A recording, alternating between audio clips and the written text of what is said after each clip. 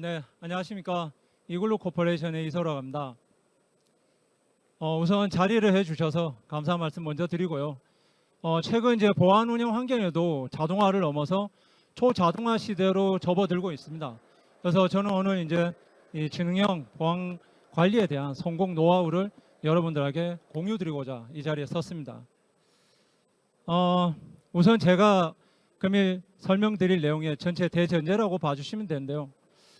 기술의 진보가 인간의 노동력을 대체한다와 노동 생산성을 큰 폭으로 향상시킨다. 어떻게 보면 둘 다 맞을 수도 있고 논란은 분분할 것 같습니다. 그러나 저는 보안업계에 항상 부족한 인력에 대해서 노동 생산성을 큰 폭으로 향상시킨다라는 관점으로 말씀을 드리고 싶은데요. 우선 제가 준비한 거는 지금 초자동화란 하이퍼 오토메이션의 트렌드하고 지금 보안 운영 환경에서의 자동화를 넘어 초자동화로 어떤 식으로 지금 성숙도가 와 있는지, 그리고 데이터 분석, 즉 로그 분석이죠. 침해가 났을 때 로그 분석을 어떻게 가시적으로 한 번에 할 수 있느냐에 대한 전체적인 노하우를 공유드리고자 합니다. 자, 그럼 우선 저희들이 이제 초자동화에 대해 먼저 살펴보도록 하겠습니다. 하이퍼 오토메이션이라고 하는데요. 가트너에서 이미 2020년도에 10대 보안 전략 트렌드로 이 하이퍼 오토메이션을 선정하기도 했었습니다. 그리고 23년도에 가장 핫한 기술 트렌드로 다시 하이퍼 오토메이션이 선정이 되는데 최근 1, 2년 사이에 이 기술 트렌드가 다가올 거다라고 얘기를 했습니다. 그럼 여기서 초자동화란 무엇이냐? 여러 기술을 자유롭게 연결해서 자동화를 하는 건데요. 근데 이 기술이 원래 다들 아시는 이제 RSA 컨퍼런스에서도 ASOC, 그러니까 보안관제센터에서의 완전 자율보안 운영센터로 해서 다시 부상을 하면서 주목을 받았습니다. 그럼 여기서는 우리는 이제 완전 자율보안 운영센터인데 사람이 한 명도 없다 이런 거는 아닌 것 같고요. 이 완전 자율 운영센터에서의 이 기술 트렌드 보면 SOA, AI, RPA 여러 기술들을 초자동화를 해서 좀 더 사람의 창의적인 활동을 할 수 있는 이런 트렌드로 지금은 가고 있다라고 봐주시면 될 것 같습니다. 그래서 이 전제가 개념에 있어서 그러면 우리의 보안 입장에서의 하이퍼 오토메이션은 어떻게 되느냐에 대한 정의를 제 나름대로 해봤는데요. 저는 이 커넥팅, 유명한 말도 있지만 커넥팅, 어쨌든 솔루션 대 솔루션 연계는 많이 합니다. XDR도 있고 여러 가지 연계를 많이 하는데 지금처럼 그냥 단순히 심에서 수집을 해서 뭔가 연결해서 차단한다 이런 개념보다는 이 점 대 점, 우리도 남자 여자가 만나면 관계를 맺고 그 관계가 어쨌든 범위가 확장되면서 복잡해지지만 그렇지만 결혼해서 2세를 탄생하고 확장 이렇듯이 우리의 시스템도 신뢰관계로 연계가 돼서 복잡하지만 유연성과 확장성이 확보가 돼서 계속 우리의 의사결정에 반영이 돼서 내가 단편적인 지식이 아니라 전체적인 이벤트에 조합을 해서 의사결정을 높일 수 있는 이런 형태로 그리고 지속 가능성 이런 형태가 한 번 구축으로 끝나는 게 아니라 지속 가능하도록 유지하는 이 형태가 초자동화의 하이퍼 오토메이션이라고 봐주시면 될 것 같습니다. 이거에 대한 얘기를 오늘 어떻게 관계를 맺는지 설명을 드리려고 하는데요. 자, 그럼 우선 이제 우리 보안 환경에서의 초자동화입니다. 그럼 지금 어느 수준까지 와 있냐에 대한 관점인데요. 보시는 오른쪽 화면처럼 지금은 심 중심으로 SOA, 외부 인텔리전스 정보 이런 것들이 조합을 해서 경보, 넘쳐나는 경보에 대해서만 자동화해서 차단하고 얼럿을 보내는 이런 관점으로 많이 자동화가 이루어졌습니다. 그런데 지금 최근 들어서는 어쨌든 XDR이라는 개념도 많이 도출이 되고 점점 복잡해지기는 합니다. 그런데 단순히 SOA가 연결해서 차단한다가 아니라 SOA가 NDR, EDR뿐만 아니라 TMS라든지 탐지 장비로 정책, 스노트 룰을 정책을 배포한다든지 외부의 위협 정보를 SOA 안으로 화면에 통합해서 보여준다든지 이런 부분들이 단편이 아니라 어떤 유기적인 움직임에서 전체적인 제로 트러스트라든지 아니면 악성코드 램서웨어의 전반적인 대응 그리고 제일 말단에까지 가서 보안 스위치까지 비인가라든지 이런 확산 예방할 수 있는 이런 형태까지 유기적으로 연결이 돼야만 초자동화로 갈 수 있는 부분이 있는데요. 이 부분은 다시 한번 정리를 하면서 말씀을 드리겠습니다. 자, 지금 제가 SOA 심 중심으로 외부 위협 정보를 해서 자동화를 했다라고 했습니다. 지금 수준은 이거는 지금 저희들이 이제 구축 사례로 한 건데 저희 뭐 사례로 해당 고객사는 TMS에서 그러니까 와플한지 탐지 장비에서 하루에 970만 건의 얼럿이 발생했습니다. 즉 알려진 공격들이죠. 970만 건의 알려진 공격을 심에서 1차적으로 브루핑해서 15만 건으로 줄인 다음에 소아로 티켓팅 접수를 다 했습니다. 그래서 4만 건의 티켓팅을 하는데 이 4만 건이라는 것은 공격 IP라고 봐주시면 됩니다. 하루에 제가 대충 다니면서 공사공단이나 아니면 민간 기업에 가도 거의 한 만 개의 공격 IP, 그러니까 외부에서 내부로 들어오는 거의 한 10,000개 정도가 거의 공격 IP가 늘 들어오더라고요. 제일 많은 데가 여기는 이제 한 4만 개 정도 되는데 이 IP들을 소아에서 자동 선별 분류를 해서 IP 선별해가지고 방화벽에 하루에 3에서 한 4,000개 정도 IP를 자동 대응을 하고 있습니다. 그래서 알려진 공격에 대해서는 어떻게 보면 완전 자율은 아니지만 무인 자동화 관제, 그래서 24시간 주말 밤낮 상관없이 지금 시간대별로 계속 차단하는 요 그래프 건수인데요. 어느 정도는 자동화가 가능하다라는 것을 거의 입증을 하면서 많은 센터, 그러면 사람이 없어도 되냐? 그건 아닙니다.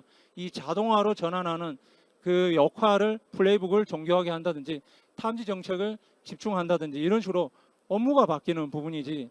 그럼 가장 핵심인 부분은 좌측 하단 쪽에 있는 아주 보시는 화면에서 우측 하단에 저런 플레이북의 자동화 전략에 의해서 경계 보안 장비에서 탐지될 때 프로텍션이냐 디텍션이냐를 잘 선별해서 플레이북에서 추가 분석을 할 거냐, 바로 대응할 거냐. 이 부분을 어쨌든 플레이북이라는 도구가 사람이 하는 단순 반복적인 정확한 판단을 플레이북에서 기계적으로 다 판단해서 방화벽 차단까지 할 수 있고, 사람이 정밀 분석할 거는 뭐냐, 이 부분을 선별 분류하기, 요 수준까지는 지금은 다 완성이 됐다라고 봐주시면 됩니다. 그럼 이렇게 했을 때 분명히 C레벨들은 그럼 사람이 필요 없네 이런 얘기들도 하고, 그럼 우리가 다음에 분석 관제를 어떻게 해야 되냐, 이 가득에서인데 이 부분을 초자동화 확장하는 부분, 요거를 고민해서 노하우를 공유 드리고자 하는 건데요. 보시는 것처럼 1번 단계 레거시 환경에서는 심 중심으로 뭔가 로그에 대한 거는 굉장히 많이 통합을 했습니다. 그리고 경보 중심으로 대응해서 소아가 들어오면서 경보, 앞서 보신 예시처럼 경보들을 다 자동화 대응했습니다.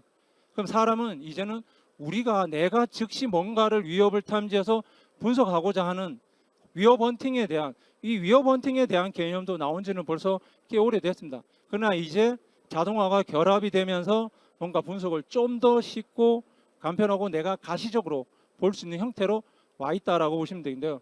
수많은 자동화 중에 저는 위협 헌팅에 대한, 그래서 위협 헌팅을 해서 좀 더 확장 커넥팅으로 가서 뭔가 분석 보고서라든지 티켓팅이라든지 소명이라든지 여러 가지 확장하는 부분들인데요. 요거 하나씩 살펴보고자 합니다. 자, 그래서 위협 헌팅에도 내가 분석을 어떤 걸 할 거냐에 대한 부분이 포인트인데, 첫 번째가 1번 단계에서 보시면 프롬프트에다 내가 뭔가의 IP라든지 ID라든지 여러 가지 내가 분석하고자 하는 값을 입력을 합니다. 그럼 첫 번째로 우리가 내부 위기자들, 이 사용자가 퇴사를 하는데 어떤 행위를 했냐, 위기주가 있냐에 대한 ID만 넣어도 되고요. 아니면 침해 IP가 있을 때 경보가 안 떴는데 내가 분석하고자 할 때, 아니면 외부의 위협 인텔리전스, 이거는 침해 IP다, 우리 내부의 침투 여부를 확인한다든지, 아니면 에러 로그가 있을 때 이 서비스에 어떤 영향이 있냐, 이런 4가지 크게 카테고리로 제가 선별해서 설명을 드릴 건데요. 1단계에서 이 행위에 대한 값을 넣으면 2단계에서 내가 즉시 분석을 할 거냐, 아니면 주기적으로 값을 받아와서 스케줄로 해서 돌 거냐. 그럼 3번 단계에서 위협 헌팅에 해당하는 구조하냐 비구조하냐 엔티티냐, 이런 위협 헌팅 플레이북에 맞춰서 실행이 되고, 4번은 내가 어떤 식으로 확장을 해서 기존처럼 뭔가 단순 차단하는 게 아니라 확장을 해서 뭐 그룹웨어라든지 아니면 티켓팅이라든지 이런 식으로 2차 확장을 해서 접속을 할 수 있는 형태로 갑니다. 그리고 뭐 스노트로든지 차단은 기본적으로 가는 거고요. 이런 식으로 하나씩 이제 살펴보려고 하는데요. 자, 우선은 즉시 위협 분석 헌팅입니다. 자, 저 프롬프트에다가 값을 내가 간단하게 IP나 이름, 사용자 아이디, 이메일만 넣으시면 됩니다. 그러면 2단계처럼 플레이북에서 분석을 사전에 내가 위협 헌팅, 가상 시나리오를 구축을 해놓고 쭉 분석을 합니다. 그러면 3단계에서 분석 결과를 이런 식으로 출력을 쭉 해줍니다. 그럼 제가 예시로 본 거는 우리가 가장 많이 하는 위험 IP들입니다.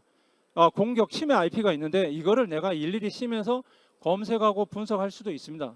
그러나 내가 능력이 좋으면 할 수도 있지만 초급이라든지 편차가 차이가 나면 위협을 발견할 수도 있고 못할 수도 있는 상황이라서, 자, 그래서 사전에 정의된 시나리오대로 쭉 분석을 해서 레포팅을 해줍니다. 첫 번째 단계가 후이즈, 이 IP가 누구 거냐에 대한 후이즈 식별을 하고 제조사의 CTI 위협 정보, 아니면 크리미널이라든지 바이러스 토탈이라든지 외부 평판도 바로 API 조회해서 분석을 해주고, 그리고 최근 들어 앞서 AI에 대한 생성형 AI의 조언을 듣는다든지, 그리고 나서 우리 내부의 보안 장비들, 방화벽에 허용이 얼마나 됐냐, 아니면 IPS의 탐지 건수가 얼마나 됐냐, 이 부분을 내외부 정보를 전체를 다 한 번에 조회를 해서 출력을 해주고, 이 결과를 분석 보고서라든지 아니면 인스턴스 티켓팅을 다시 해서 정밀 분석을 한다든지 아니면 소명 프로세스로 넘긴다든지, 이런 확장 커넥팅을 통해서 2차 자동화까지 전환이 된다라고 봐주시면 됩니다. 자, 요거를 이제 구체적으로 저희 이제 사례인데요. 도입 사례인데, 내부 위기자에 대한 부분이 생각보다 많이 고민들을 하십니다. 우리 그 소화를 도입하기 시기 전에, 그러니까 인사팀에서 이 A라는 사용자가 퇴사 예정입니다라고 보안팀에 이관을 합니다. 그럼 그 사람 이름을 주면 보안팀에서는 그 사람에 해당하는 정보를 인사정보, 인사DB, 인사정보라든지 낙에서 IP, ID, 이메일 주소, PC, IP 여러 가지 정보를 다 수집을 해서 중앙문서화라든지 DLP에서 이 사용자가 그동안에 내가 퇴사 전에 몇 번의 반출 승인을 했고 누구한테 메일을 가장 많이 보냈고, 이런 거를 수동으로 계속 하고 계셨습니다. 그러다 보니까 너무 A부터 Z까지 수동으로 하다 보니까 지치는 거죠. 그래서 소화를 도입하면서 플레이북에서 자동으로 이제 인사DB에 하루에 한 번씩 조회를 합니다. 스케줄러에 의해서 하루에 한 번씩 인사DB에 퇴사 예정자가 있네, 그럼 그 사람의 정보를 가지고 와서 더 많은 조건들로 상세하고 정밀하게 쭉 분석을 해 나갑니다. 그렇게 해서 뭔가 위기가 있다라고 하면 소명 시스템으로 연결을 해서 그 부서의 팀장이나 부서장한테 메일로 줍니다. 그러면 그 부서장이 그 직원한테 이건 뭐냐라고 소명을 받고, 소명 시스템에서 티켓팅을 완성을 하면 보안팀은 그것만 받아보고 확인, 검토, 승인만 하시면 됩니다. 이렇게 하면 뭔가 또 우리가 모니터링을 해야 되기 때문에 대시보드에서 좀 더 부서별, 사용자별로 클릭만 하면 확인할 수 있는 형태까지 구성이 되는데요. 여기서 더 나아가서 꼭 퇴사자가 아니더라도 얘가 스케줄로 하루에 한 번씩 내부 직원이 어떤 행위를 했는지, 갑자기 B라는 직원이 채용 사이트를 많이 접속을 합니다. 아니면 보안장비 방화벽에서 외부로 대용량 트래픽을 장기간 세션으로 내보낸다든지, 이런 위기 행위들을 자동으로 하루에 한 번씩 헌팅을 해서 찾아서 소명 시스템으로 다시 접속을 하는 이런 자동 시스템이 연계돼서 업무의 효율성을 높였다라고 봐주시면 되고요. 그 다음 사례는 위협 인텔리스 점수 정보입니다. 우리가 보시면 위협 인텔리스 정보를 굉장히 많이, 지금은 홍수 시대라고 할 정도로 내외부의 위협 정보가 굉장히 많이 쏟아집니다. 근데 이거를 정확하게 내가 잘 쓰고 있냐에 대한 부분은 사실은 좀 의문입니다. 너무 많다 보니까 어려운 부분도 있을 수도 있는데요. 그래서 제가 재밌는 테스트를 간단하게 해봤습니다. 토렌트 아시죠? 토렌트넷에서 툴로 간단하게 토렌트넷으로 IP 스푸핑을 해가지고 주요 기관이라든지 기업에 접속을 해봤지만 거의 외반하면 접속이 다 홈페이지에 접속이 됩니다. 근데 잘 아시는 이스플로이 DB 사이트는 제가 5초마다 IP를 스푸핑을 해서 접속을 했는데 계속 차단이 되더라고요. 이 정도로 인텔리스 정보를 잘 활용을 하고 있는 고객사가 있는가라는 의문이 들 정도였습니다. 그래서 저희들이 기존에 소화 도입하기 전에는 보안 담당자분들이 공격 IP가 있으면 외부의 평판, 후이즈라든지 아니면 그 위협 정보, 바이러스 토탈이라든지 어부즈 IP라든지 이런 데 가서 이 IP가 얼마나 악성이냐를 쭉 비교를 하십니다. 그렇게 분석을 하거나, 아니면 위협 정보가 있으면 엑셀로 편집해가지고 방화벽에 일괄로 차단하는 이런 단순 반복 수동 작업을 굉장히 많이 하셨습니다.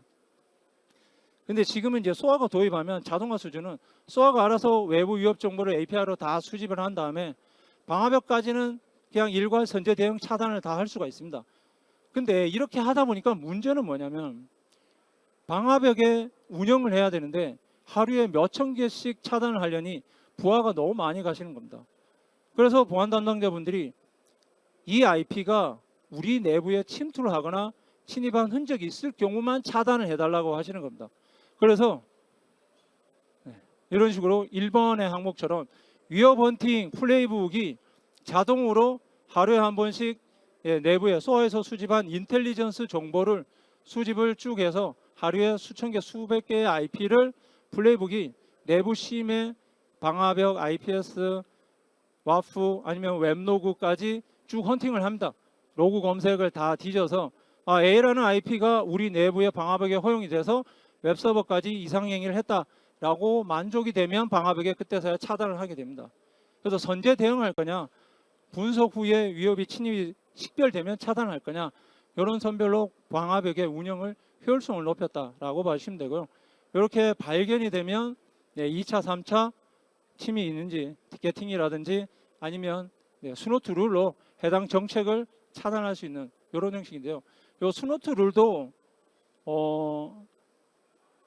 사실 고민입니다. 왜냐하면 IPS라든지 이런 탐지 제조사에서도 제조사 룰을 굉장히 많이 잘 제공해 줍니다. 근데 제조사마다 관점이 다르고 취약점은 모든 정보를 다 업데이트하기는 또 한계가 있기 때문에 그래서 이 부분도 이글루 같은 경우는 이글루 CTI에서 위협 정보를 국내 이게 이런 겁니다. 스노트 룰은 굉장히 많이 줄고 제공받습니다. 근데 이 룰을 다시 한번 국내 보안 장비 TMS나 IPS 윈스라든지 코닉이라든지 그 국내 제조사의 스노트 룰이 옵션이 적용하는 룰로 또 컨버팅을 하셔야 돼요. 근데 이 컨버팅을 하려니까 또 시간에 지식에 이런 한계점이 또 옵니다. 그래서 이걸로는 아예 이 부분을 국내 제조사별로 윈스냐 TMS냐 가장 대표적인 탐지 장비들로 컨버팅을 해서 아예 소아에서 CTI 받아서 소아에서 TMS 장비로 룰을 자동으로 업데이트를 시켜주고 그게 다시 심으로 수집을 하고 분석을 해서 방화벽을 차단하는 이 순환 사이클을 만들었다고 봐주시면 됩니다. 그래서 보안의 정책 취약점에 대한 룰 업데이트 또한 초자동화를 이뤘다라고 봐주시면 되고요. 제가 이렇게 두 가지 사례를 드렸는데 관점이 하나가 바뀌어야 될 게 뭐냐면 방화벽 차단입니다. 하루에도 기계가 예전에는 여기 보시면 하단 쪽에 예전에는 공격 유형별로 사람이 계속 차단하고 해당 일수가 되면 방화벽에서 정책을 풀어야 됐었습니다. 그러다 보니까 어떤 공격의 유형에 따라서 어떤 거는 2주, 어떤 거는 한 달, 어떤 거는 3주 이런 식으로 방화벽의 정책 기준이 달랐는데 지금은 솔직히 그게 저희들이 많이 해보니까 의미가 없습니다. 왜? 소아에서 앞서처럼 분석을 해서 자동으로 차단을 하고 자동으로 다 풀어줍니다. 근데 하루에 수천 개 IP를 대응하다 보니까 방화벽의 성능이 한계가 있고요. 그리고 최근 들어 보니까 방화벽이 아니라 차단 전용 블랙 장비가 또 따로 있더라고요. 거기는 몇십만 개를 막는다고 하는데 어쨌든 방화벽하고 같이 운영을 하다 보니까 성능의 한계가 있습니다. 그래서 이 부분도 방화벽의 차단에 대한 관점도 예전처럼 몇 개월, 1년 연구 이런 거는 현실이 안 맞는 최근에 들어온 위협 인텔리전스 가장 핫한 것들만 국내는 이틀, 해외는 거의 일주일 이런 정도로 많이 바뀌었습니다. 왜? 하루에도 수천 개를 막다 보니까 일주일만 가도 수만 개입니다. 그래서 관점에 대한 전환이 좀 필요한 시점이라고 생각을 드리고요. 그리고 마지막으로 이제 서비스 장애에 대한 부분입니다. 서비스 장애도 아웃 오브 메모리라든지 순간 에러라든지 이런 부분들이 많으시더라고요.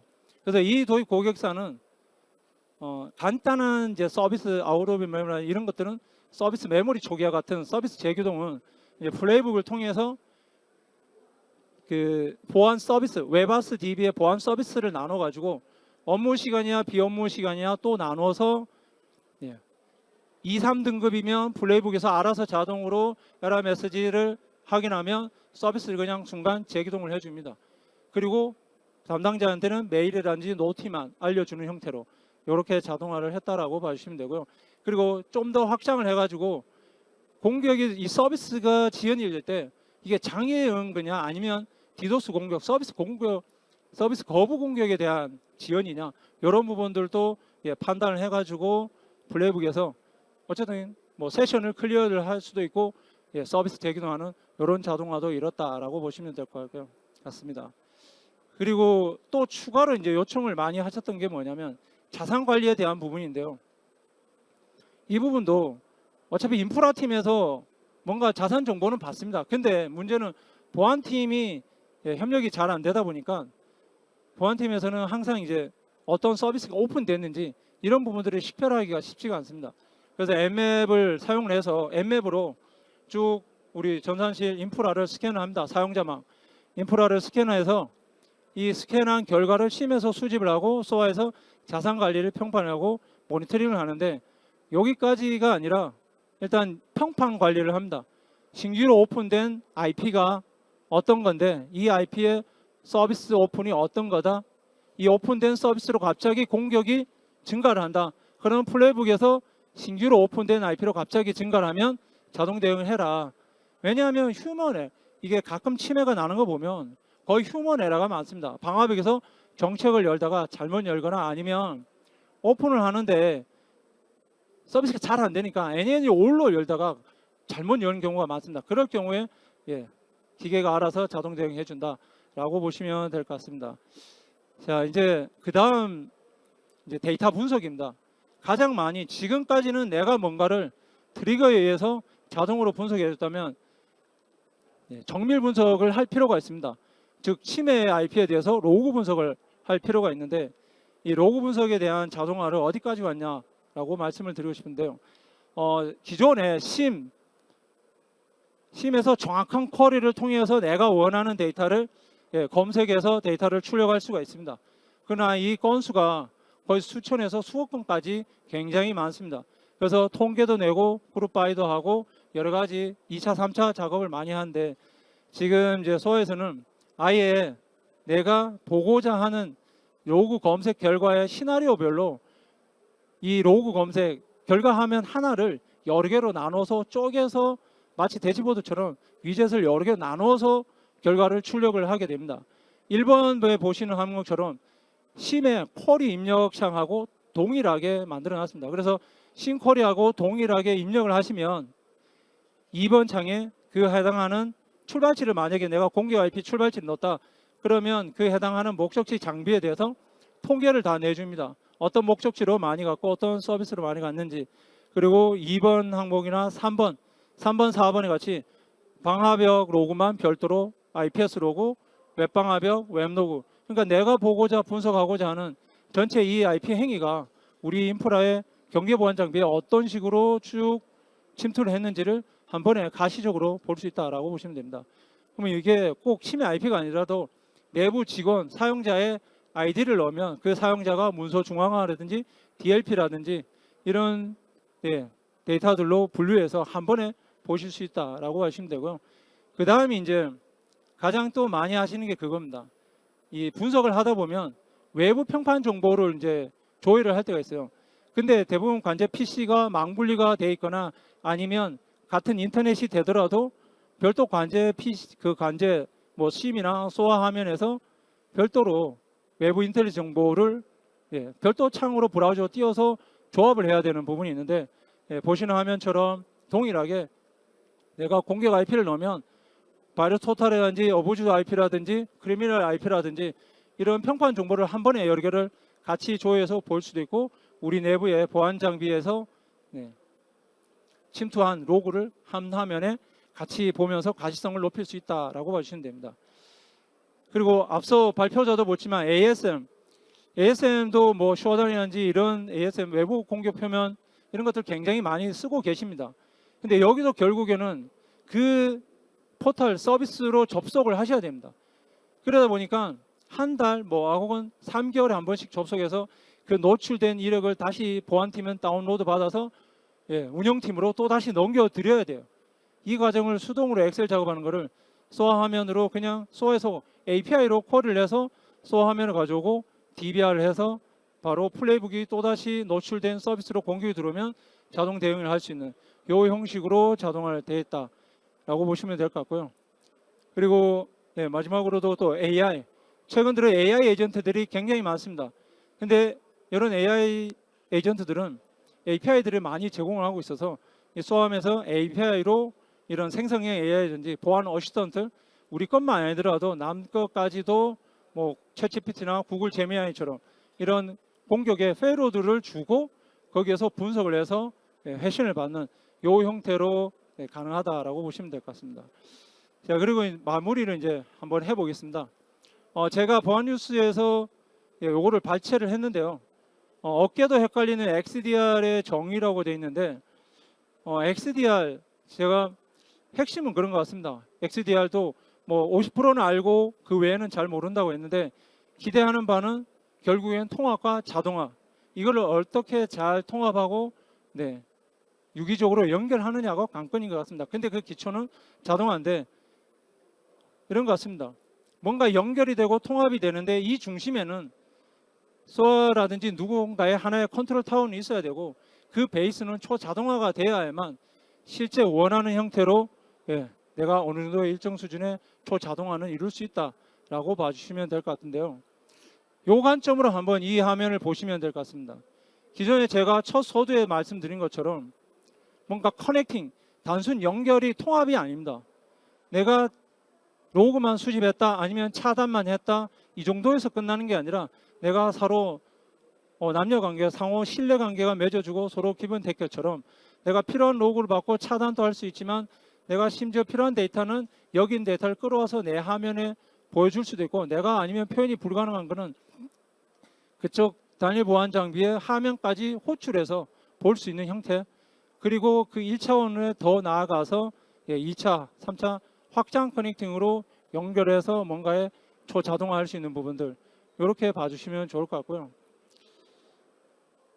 그래서 결론은 제가 그렇습니다. 많이 구축을 해보고 실제 담당자분한테 얘기를 많이 들어보면 실제 처음에 구축할 때는 다 된다라고 얘기를 많이 말씀들을 하셔요. 아까 설문조사에서도 나왔듯이 담당자분들의 니즈는 원클릭을 원하시는데 실제 업계에서는 원클릭이 힘들다고 합니다. 근데 제가 보여드린 두 가지 사례에서는 원클릭이 어느 정도는 가능하다라는 걸 예시를 보여드린 겁니다. 그러려면 우리가 지향하고자 하는 전략이 뭔지 이 니즈를 솔루션 도입하는 업체들한테 얼라이언스라든지 API라든지 충분히 제공을 해주느냐 이 부분을 반드시 꼭 챙기시면 좋을 것 같습니다. 아니면 아예 RFP에 넣으시면 좋을 것 같고요. 그리고 이게 유기적으로 연결이 되고 어느가 한 화면 누가 마스터가 되는 데서 모든 API를 컨트롤할 수가 있어야 되고 이게 지속적으로 확장 유연성하게 지속 가능성이 되게끔 유지 관리를 해줄 수 있냐 이런 부분들로 생각을 해주시면 의사결정 능력이 향상이 되고 제가 서두에 말씀드린 이 보안 기술의 발달이 노동 생산성을 큰 폭으로 향상시켜주는 이 부분이 가능하다라고 말씀을 드릴 수 있습니다. 그래서 저는 이제 보안 자동화를 위해서 새로운 보안 커넥팅 생태계가 어느 정도는 이루어지면 좋을 것 같습니다. 외산들은 그 생태계, 클라우드라는 그 생태계에 들어가지 못하면 거의 생존이 안 되는 형태인데 국내는 각자 도생, 우리는 우리끼리 잘 산다 뭐 이런 식이 되다 보니까 그 부분이 좀 잘 안 되는 것 같습니다. 그래서 유기적인 연결을 계속 강조를 하면서 장비 도입을 하시면 좋을 것 같습니다. 이상 제가 준비한 발표는 여기까지였습니다. 경청해 주셔서 감사합니다. 네, 감사합니다.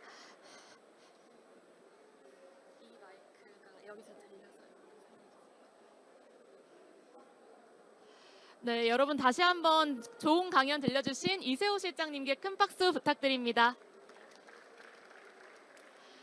네, 그럼 이어서 Q&A 시간 가져보도록 하겠습니다. 이번에는 질문이 정말 많이 올라왔는데요. 네, 실장님께서 이 중에서 질문을 하나 골라서 답변을 해주시면 감사하겠습니다. 어떤 질문을 골라주실 건가요?